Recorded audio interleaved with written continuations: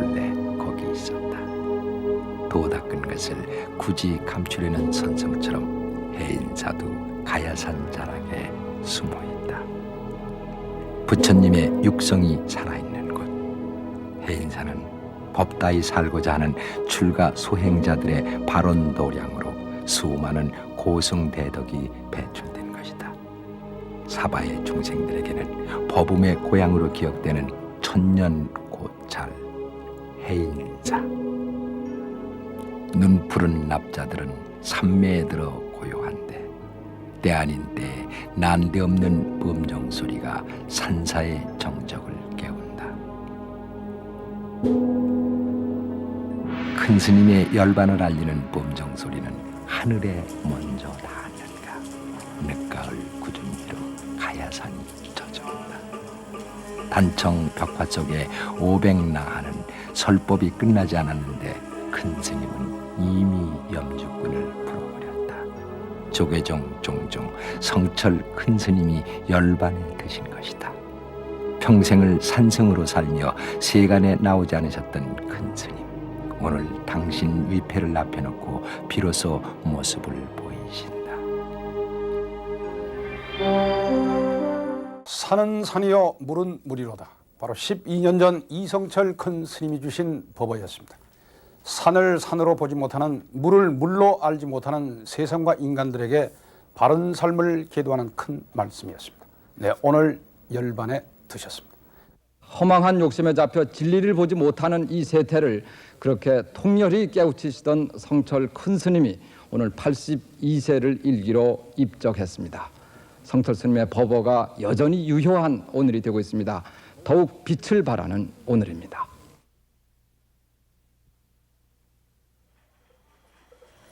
당신은 움직이지 않았으나 가야산에서 불어오는 바람은 세상을 움직였고 그 말씀은 소소하나 이 땅의 단비가 됐다. 영정은 궁현당으로 모셔졌지만은 제자들에게는 큰 스님의 열반이 믿어지지 않는다. 평소대로 누더기 승복에 장군 죽비를 거머쥐고 당신 영정 앞에라도 나서실 것만 같다. 연희 때처럼 그저 생사일여의 법문을 하고 계신 것만 같다.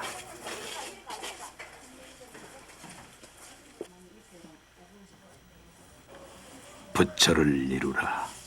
네가 이미 부처인 것을 어찌 깨닫지 못하는가? 열에는 형상이나 소리로서는 구할 수 없는 것. 오직 마음을 붙잡되 참선이 오매 일여의 경지까지 이르면은 마침내 부처를 보게 되리라. 산은 산이고 물은 물이 되는 도리를 깨치게 되리라. 만장을 쓰는 젊은 스님의 가슴 속에는 큰 스님 말씀이 성성하게 살아있는데 스님은 어디로 가셨습니까?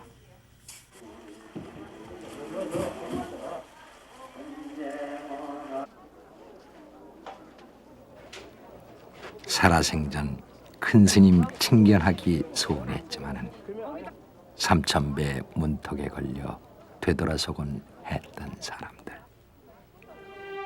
때늦은 후회를 해보지만은 이미 스님은 당신 모습을 거두셨다. 스님의 마지막 길을 준비하는 연화대. 이곳에서 스님은 이승의 마지막 오신 육신마저 벗어버리고 정멸의 세계로 드실 것이다. 겨울 채비를 서두르는 가야산 나무는 솔바람에도 옷을 벗고 깨달음을 위해 무섭게 내달린 가야산 호랑이는 마침내 저 자리에 누워 열반의 세계로 호론하게 떠날 것이다.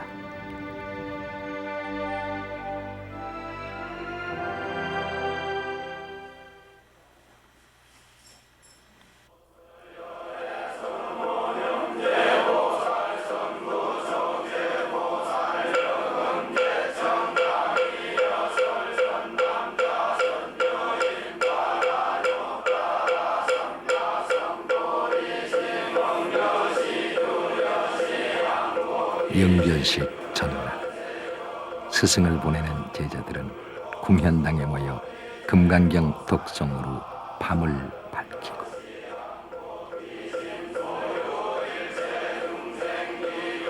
분향소 밖에서는 큰 스님을 추모하는 신도들이 합장으로 밤을 지새운다.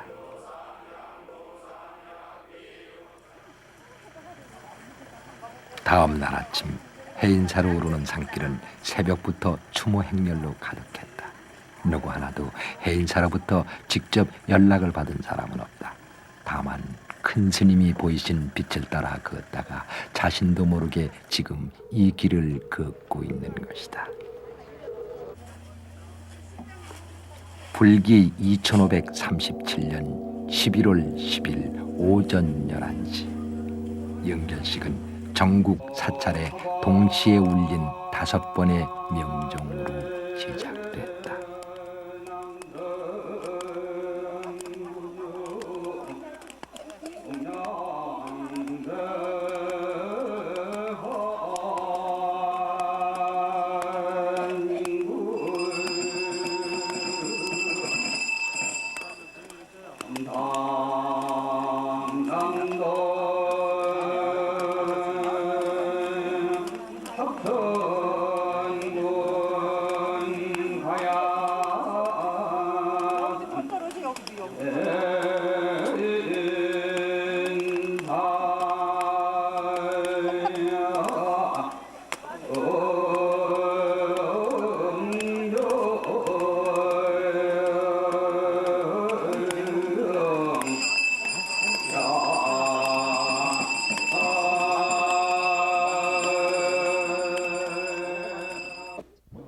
합천이시의 가문에서 탄생하셨습니다. 부친의 이름은 이상은이시고 모친은 진주강씨였으며 속명을 이영주라고 했습니다. 천성이 총민하고 상호가 수특하셨으니 머리에 오봉이 수치라고 안광이 촉인하셨으니 3살 때 글자를 알고 읽었으며 5살에 능문능시하였으니 사람들은 모두 다 천재 신동이라고 하였었습니다. 작은 물줄기라도 흐르기를 멈추지 않는다면 마침내는 바다에 닿을 것이다. 부지런한 수행자가 지혜 바다에 이르듯이 이 길을 따라가면 산청에 닿게 된다. 지리산전하게 작은 마을. 스님은 이곳 묵공리에서 1912년에 태어났다. 남의 땅을 밟지 않던 이씨 집안의 장남이었다. 생같다. 그 자리에는 된소리를 겁내지 않는 들꽃 한 송이가 홀로 청하다. 생가마을은 누구나의 고향처럼 흔히 볼 수 있는 농촌 풍경이다. 한국 불교의 거목을 키운 것은 대지도 아니요 마을의 산수도 아니다. 당신 스스로였다.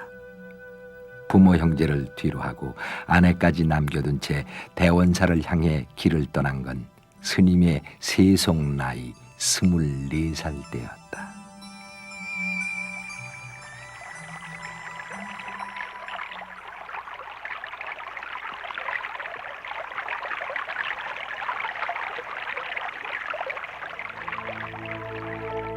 평생을 납자로 살다간 큰 스님의 참선은 이 도량에서 시작됐다. 누군가에게 화두를 받은 적도 없었다. 우직하면서도 예민한 청년에게는 세상살이 전부가 수수께끼요 화두였다. 생사의 문제를 젖혀두고 달리 무엇을 참고하겠는가. 여사체 뒷방이나 나무끈을 어디라도 좋았다. 한자리에 자리를 들고 앉으면 쉽게 일어나지 않았으니 10년 장자 불화의 근기는 이미 이때부터 갖추어진 것이리라. 세월의 때로 얼룩진 석탑은 아마도 그 시절의 성철 스님을 기억하고 있으리라. 좌선을 풀고 포행할 때마다 자주 석탑을 돌았다는 얘기가 전설처럼 전해질 뿐 대원사엔 큰 스님의 행적이 남아있지 않다. 그럼에도 불구하고 큰 스님의 행장 가운데 대원사는 중요한 의미를 갖는다.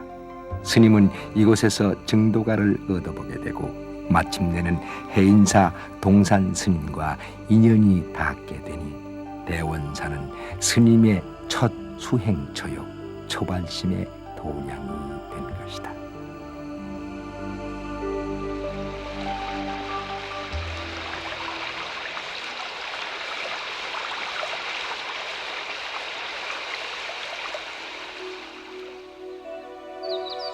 태살 땅은 본래 해인사의 선방으로 쓰였던 곳이다.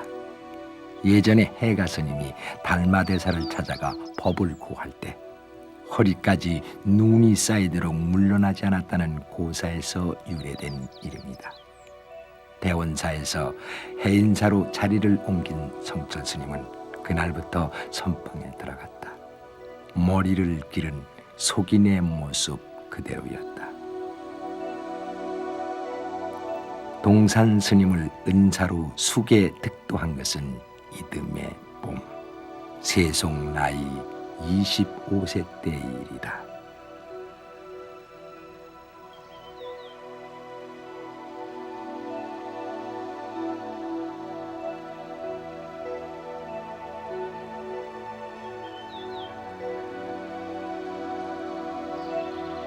이때부터 밤낮을 가리지 않고 화두에 매달렸다.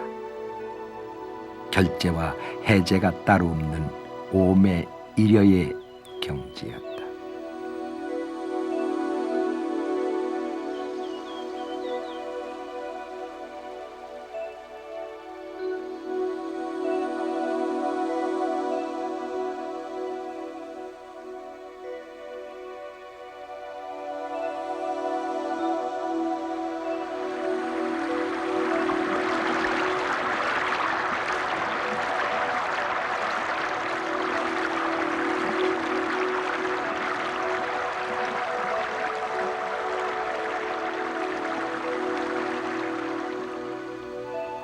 범어사 원효암과 통도사 백년암을 거쳐 금강산에 들어간 것은 봄납 4세. 비구 계를 받은 지 4년밖에 안 된 출가 초기였다. 스님의 용맹정진은 이미 철수조라 불릴 만큼 선생들 사이엔 호가 나 있었다.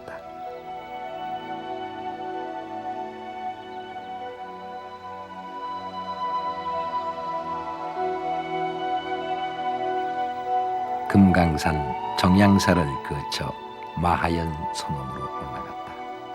이곳에서 평생을 함께한 도반 향곡 스님을 만나기도 한다.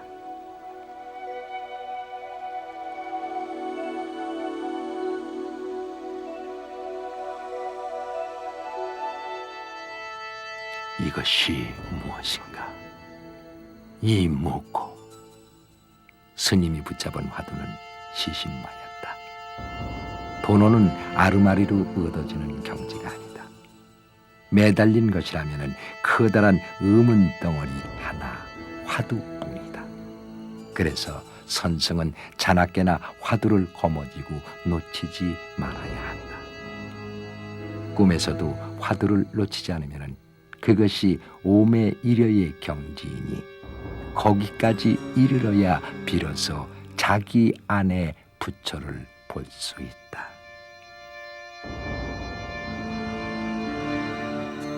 스님이 시신마와 싸우고 있던 그 무렵 뜻하지 않게 금강산 구경을 나선 일이 있다. 금강산까지 속가의 어머니가 찾아온 것이다. 노모가 찾아왔던 소리에 스님은 오히려 방문을 걸어 잠갔다. 그러나 어머니도 물러서지 않았다. 결국 이 일은 대중공사에 붙여졌고 스님들은 천리를 마다 않고 찾아온 어머니를 만나는 것이 도리라는 쪽으로 결정을 내렸다. 이렇게 하여 어머니를 모시고 금강산을 구경한 일이 있다. 처음이자 마지막인 효도였다.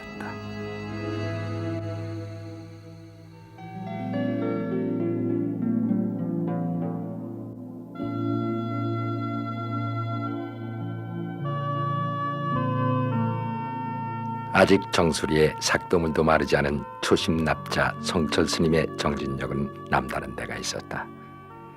금강산 마하연, 은혜사 운부암, 동하사 금당 선언을 역방하며 용맹정진을 거듭한 스님은 옛 조사들이 참선하여 도통하기가 세수하다가 코 만지기보다 쉽다고 한 말이 거짓이 아님을 경험한다.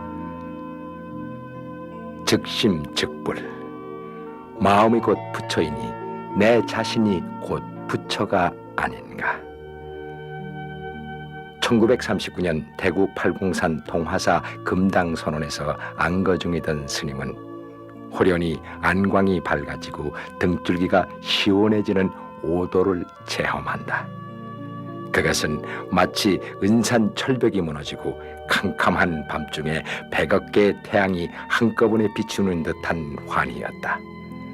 스님은 기쁨에 넘쳐 자신의 깨달음을 한편에 시로 노래했다.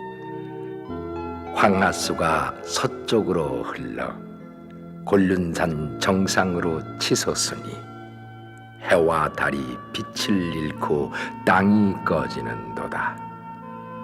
문득 한 번 웃고 머리를 돌려서니 청산은 예대로 흰구름 속에 있구나. 내가 본래 부처임을 확인한 대자유인의 심정이 압축된 노래였다. 이때부터 스님은 당신께서 해인사로 출가할 때 다짐 그대로 망고의 진리 속에 초연히 홀로 걸어갈 수 있었다.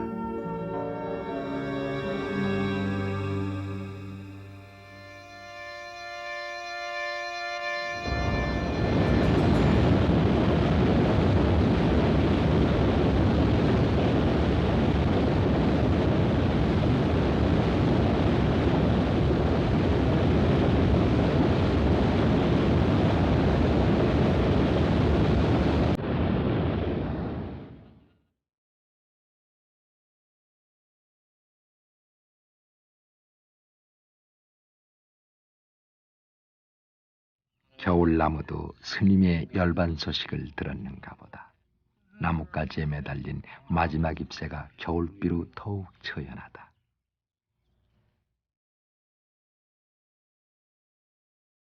사벌산 대승사. 스님은 한때 이 선방에서 눕지 않고 수행했다.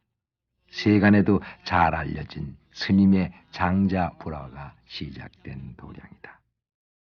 등을 바닥에 대지 않은 채 긴 세월을 견디는 고행이다.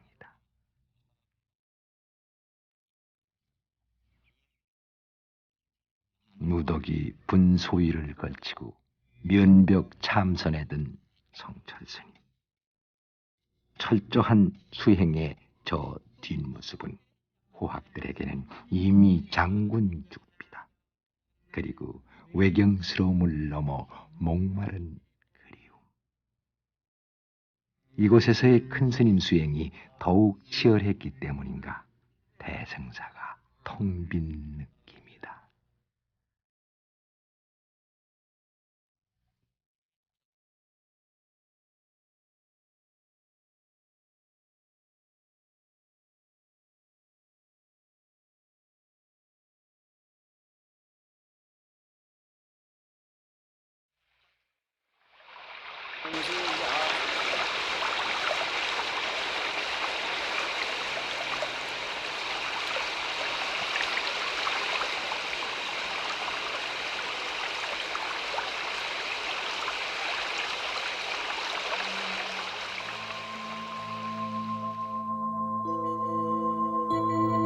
사람의 발길이 닿지 못할 만큼 깊은 산중, 청정한 수행도량 봉암사는 그곳에 있다.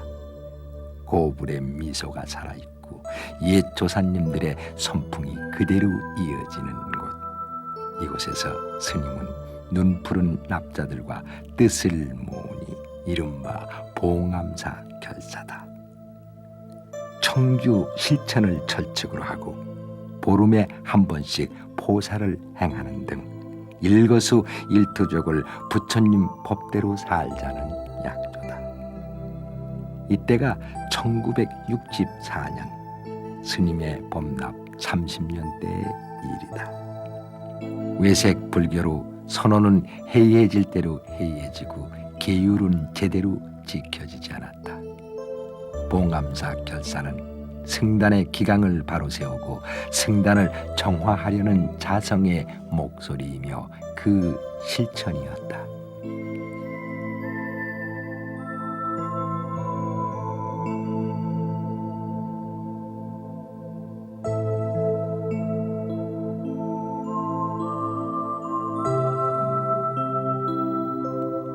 이때 결사에 동참했던 스님의 도반들이다. 성철 스님을 위시해서 청담 스님, 자운 스님, 그리고 향곡 스님, 해암 스님, 월산 스님, 성수 스님 등 훗날 한국 불교계를 이끌어 나갈 거목들이었다. 쓰러져가는 한국 불교의 푸른 불꽃을 당긴 주역들이다.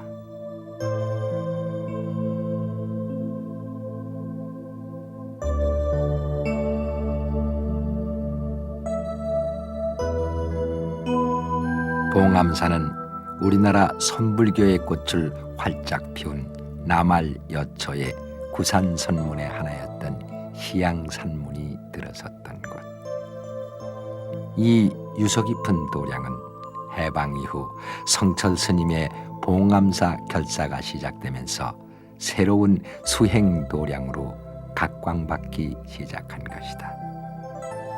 봉암사가 오늘에도 전문 수도 도량으로 보호받는 것은 이때의 결사와 결코 무관하지 않다.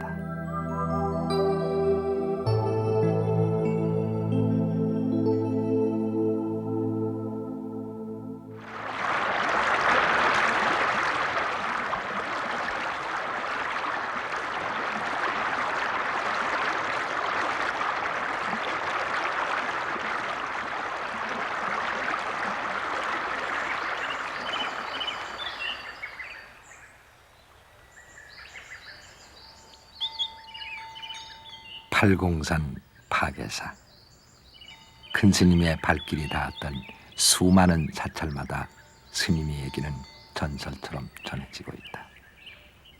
게으른 수행자나 근기약한 사람들은 한계를 뛰어넘는 스님의 고행 얘기가 부담스러운지도 모른다.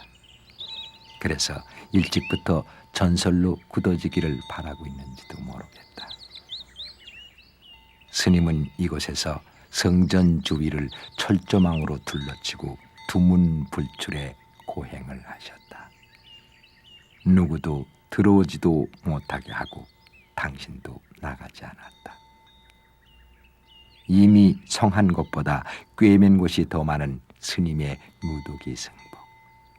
부처님 법대로 평생을 살다 간 스님의 모습이다.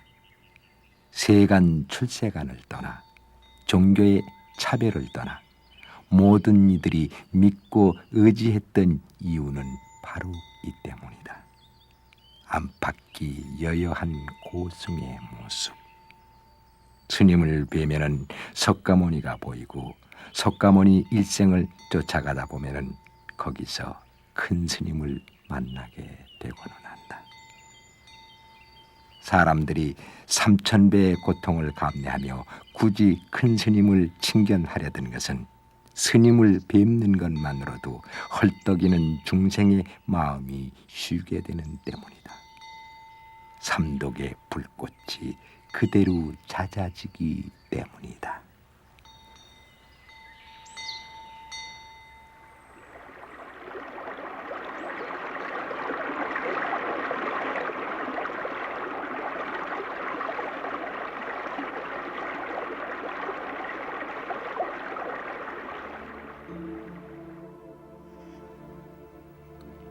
운달산 김용사.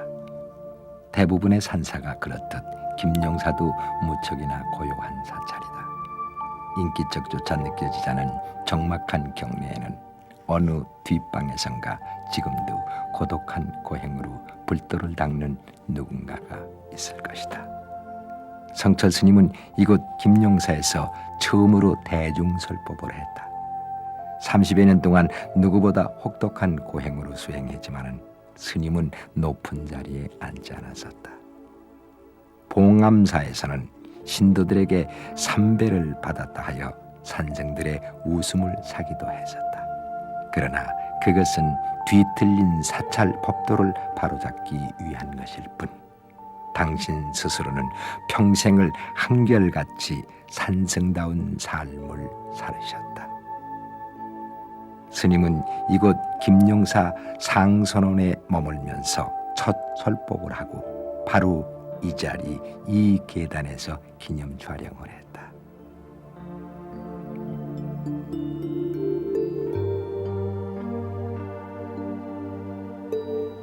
김용사에서 몇 차례 안거를 하기도 했는데 그때 스님이 쓰셨던 뒤채 선방이다.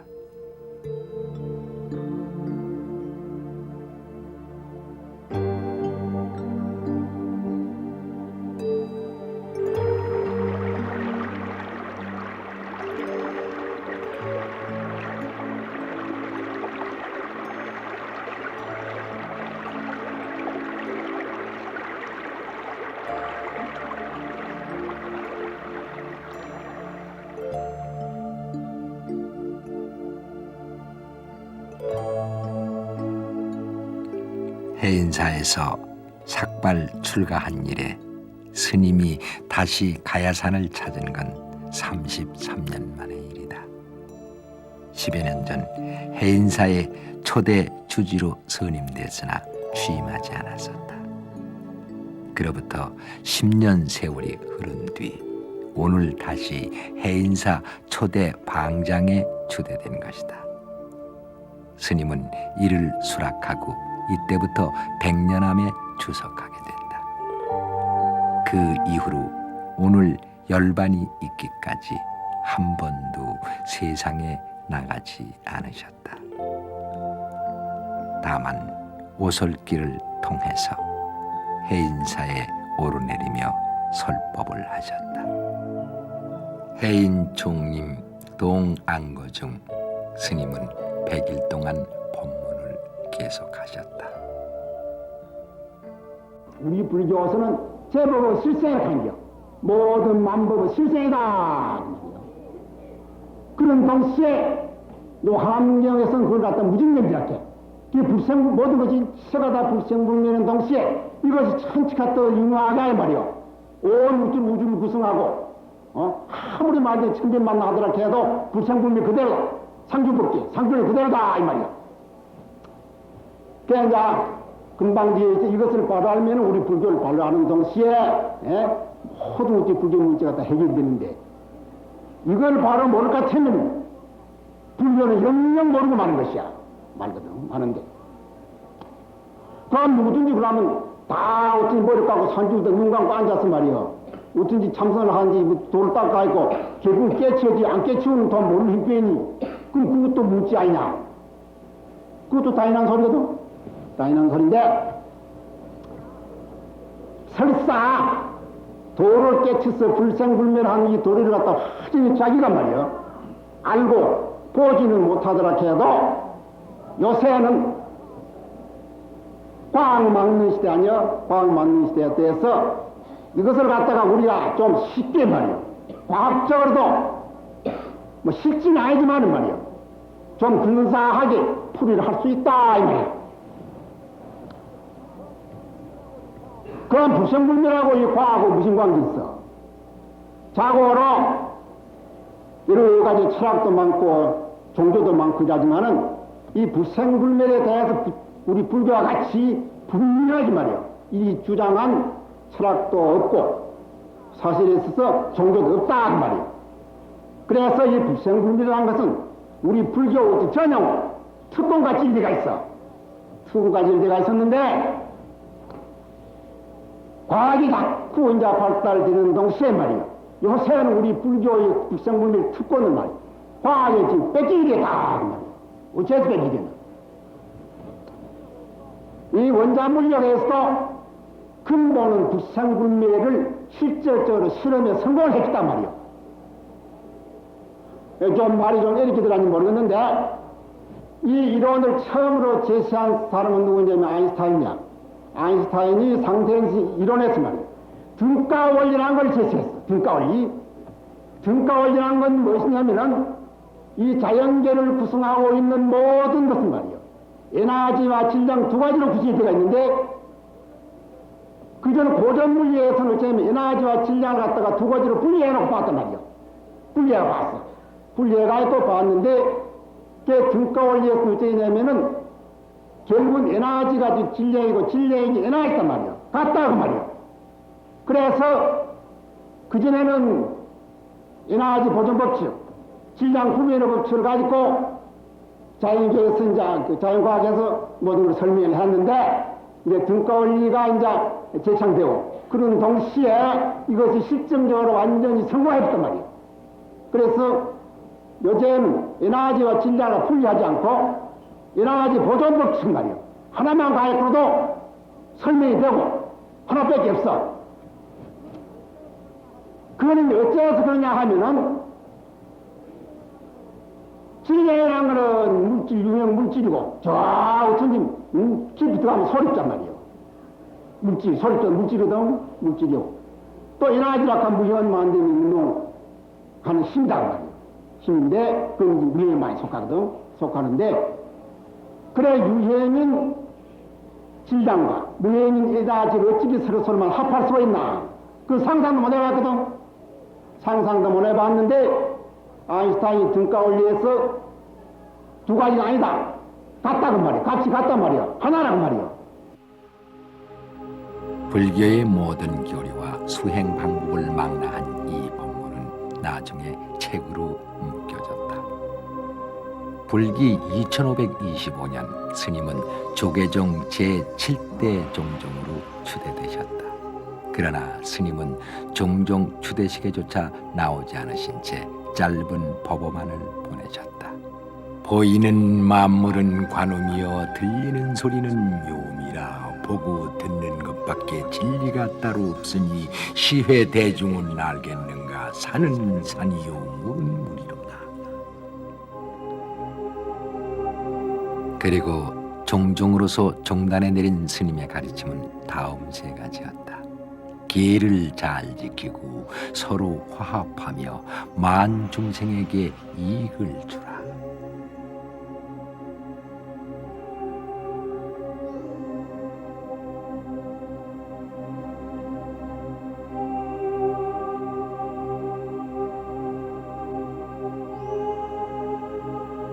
세상의 명리를 떠나 출간 납자의 본분에만 충실하려 했던 스님이 세간의 모습을 보인 것은 어느 날 집요한 추적을 하던 언론에 의해서였다. 그때 스님은 기자들에게 내 말에 속지 말라고 이르셨다. 평생 거짓말 할 일이 없을 스님이 왜 속지 말라고 이르신 것일까?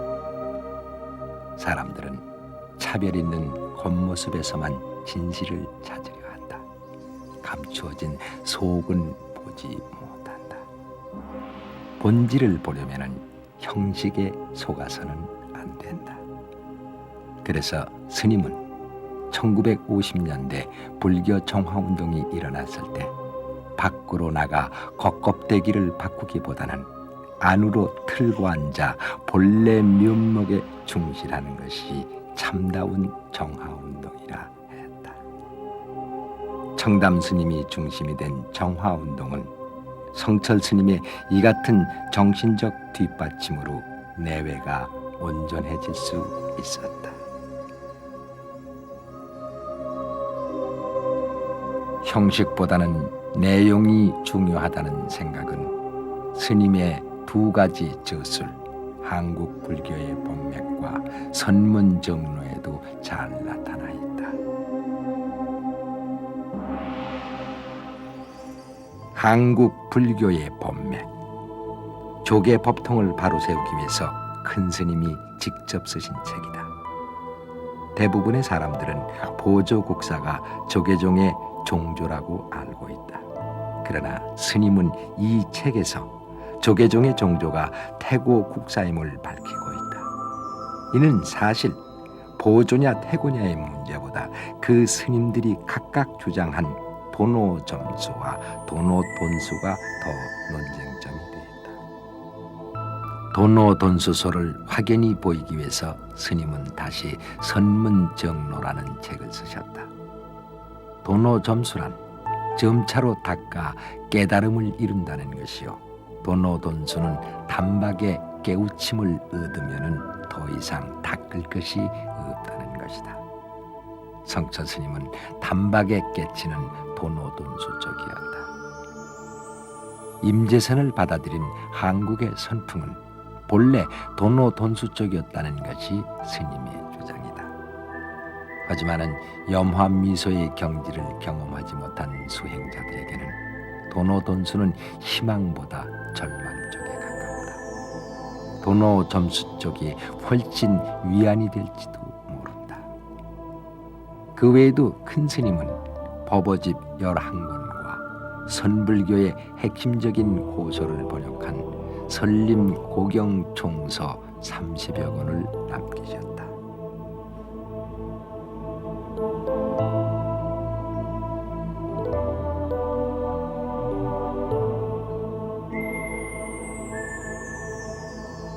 합장한 비구니 스님은 큰 스님의 수행 가풍을 새겨보는 것일까?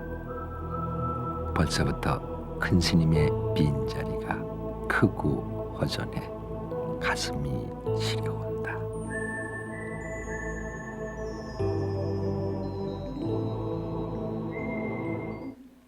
선상을 떼짓과 토굴에서 장자부라 무건 정진으로 뼈를 저미놓는 수행자의 생활로 일관하셨습니다. 원수를 내 부모같이 섬기라. 원친 평등 동체 대비의 불타의 자비 사상을 실천공행하여 우리 사부 대중은 물론 현대 인류의 정신 세계에 기대한 영향을 끼치신 스님 성철 스님이시여 종행무진 원융외한 붉고 푸른 만장은 초겨울의 가야산을 덮고 사람들은 그리움에 강물되어 만장 속을 헤치고 꽃상에를 따라 흐른다. 불교기를 앞세우고 스님의 영정이 뒤를 잇는다. 기자들이 앞을 다투어 당신의 마지막 모습을 사진기에 담아도 오늘은 통 말씀이 없으시다. 평소에는 스님 사진을 찍으려고만 하면은 니놈들이 나의 면목을 찍을 수 있느냐고 선생다운 고통만 내리셨다. 오늘 비로소 스님의 진면목을 대하고 보니 그 말씀이야말로 자비로운 사자후였다. 가야산 숲속에서 원색으로 어우러진 만장들, 어느 것이 만장이고 어느 것이 가야목인가.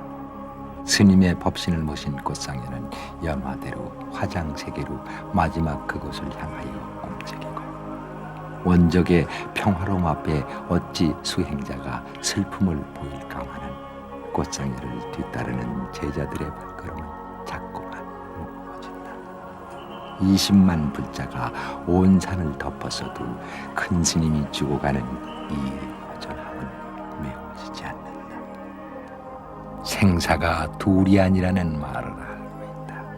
열반은 슬픔이 아니라 오히려 기쁨이라는 것도 알고 있다. 그러나 눈물이 앞서는 건 중생심 때문이라.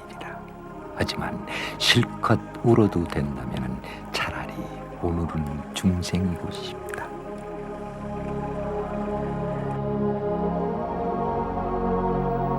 연화대는 산자락에 있는 것이 아니라 사람들 속에 뭉쳐있다. 큰 스님은 이제 당신의 마지막 법문을 들려주려 한다.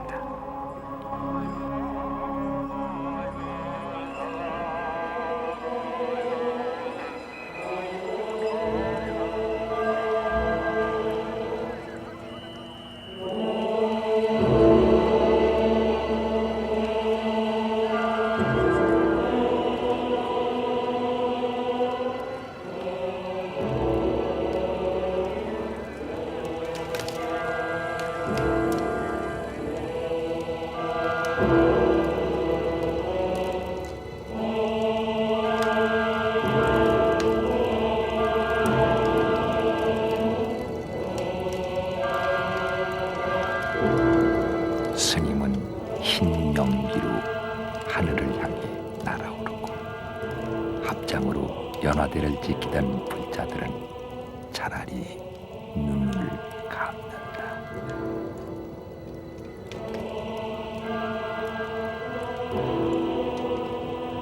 사람들은 아미타불 정근을 하면서도 자꾸만 연화대를 맴돈다.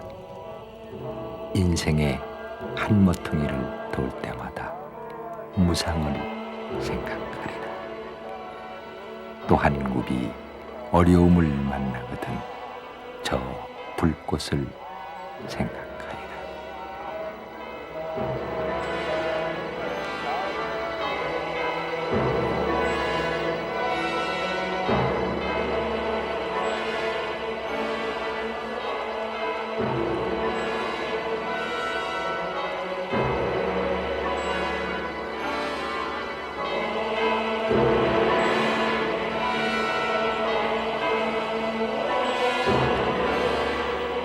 이승의 인연이다 하는 마지막 고비에 이르러선 나 역시 저렇게 해탈하리라. 연화대를 지켜본 수행자의 바로는 아직 끝나지 않았다.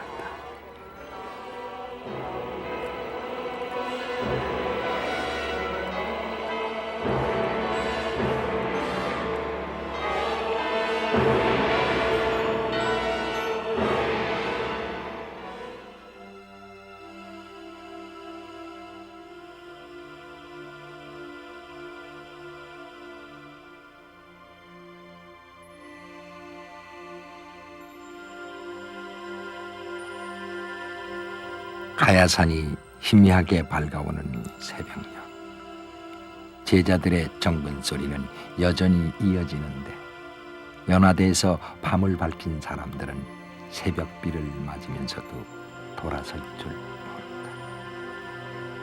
무상의 법문, 자성의 법등명으로 달을 가리키는 손가락으로 큰 스님의 마지막 불꽃은 사자후를 설하는데 육신은 의지할 곳이 못된 것은 비로소 4대 육신의 호망함을 여실히 깨닫는다. 큰 스님의 법신은 꼬박 36시간을 타올랐다.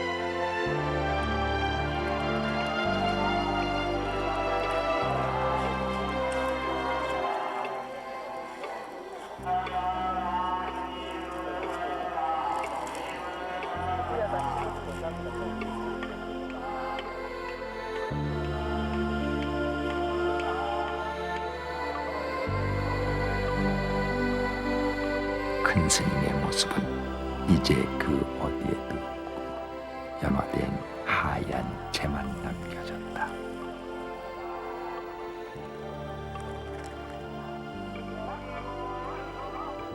텅 빈 연화대는 수행자에게도 감당하기 힘든 실의 모습이다. 타오르는 불꽃보다 하얀 잿가루가 남겨진 이의 가슴을 흔들어 놓는다. 가슴 속엔 휑한 바람 한 줄기가 지나간다.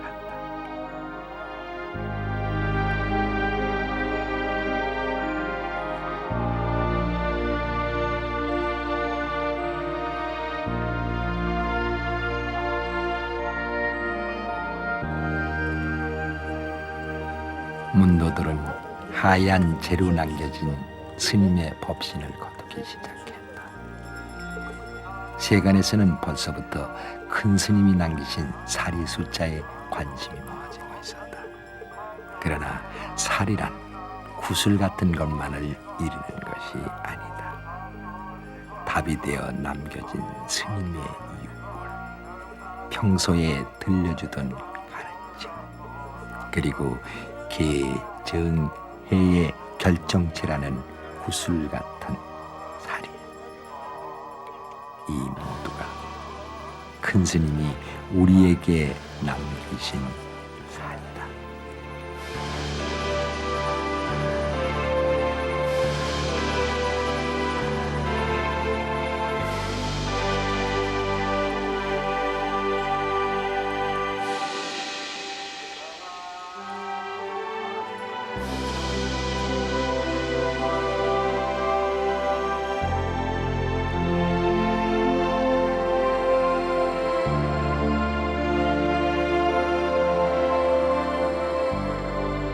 사리암에 모아진 큰 스님의 유골은 다시 해인사로 옮겨졌다.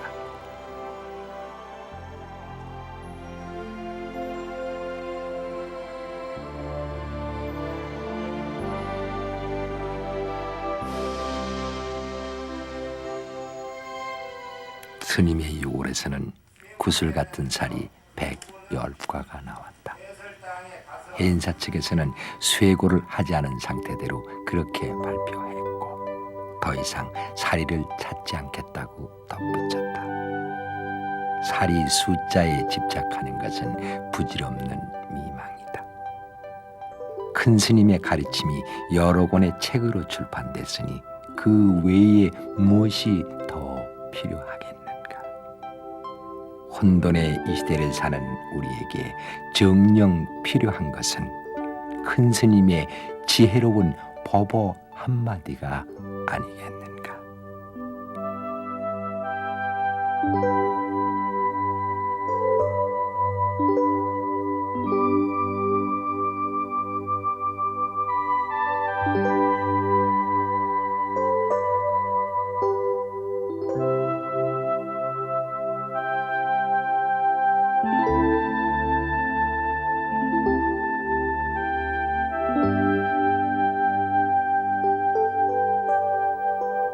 영결식이 있었던 그 다음 날, 스님이 득도하고 열반에 드신 퇴설당이 공개됐다.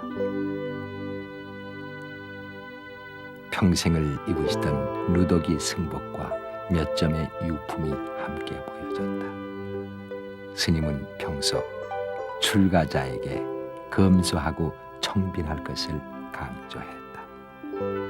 그런 스님께서는 세수 7순 무렵까지 돋보기를 쓰고 손수 당신 양말을 기워 신으셨다. 목욕한 물조차 그냥 버리지 않던 큰 스님이 제자들에게 불효령을 내리는 것은 대략 두 가지. 게으름과 사치는 절대 용서하지 않으셨다.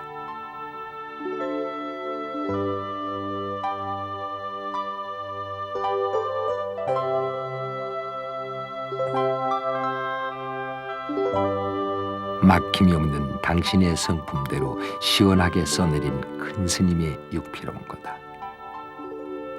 원고를 쓰시다 잠시 자리를 비우신 것만 같다. 금방이라도 문을 열고 큰 스님이 들어서실 것만 같다.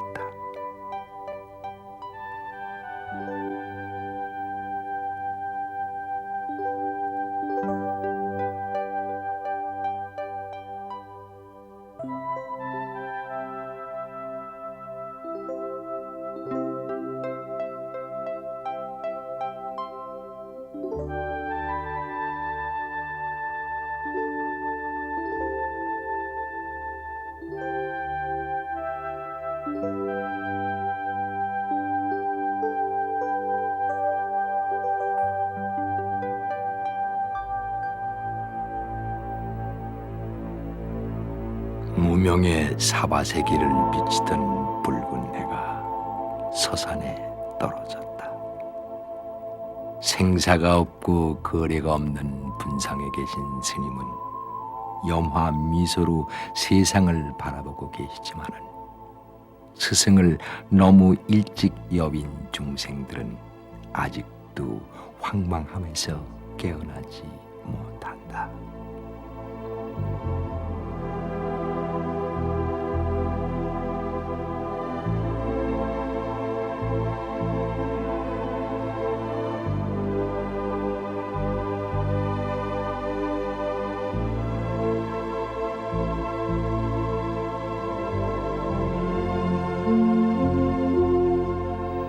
스님, 큰 스님, 적광정토에 너무 오래 머물지 마시고 번뇌치성한 중생계로 다시 오소서.